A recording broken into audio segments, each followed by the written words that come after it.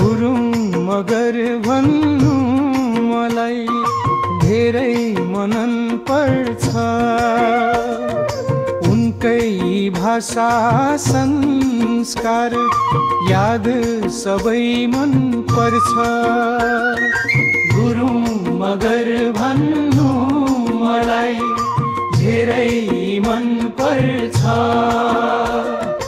उनकै भाषा संस्कार याद सबै मन पर्छ। बाजैले पकाएको मासुको त स्वादै छुट्टै छ। त्यही स्पेशल मिठासले मनभित्रैदेखि छोएको छ। मलाई रुचाउने कारण धनी खासै यही नै हो।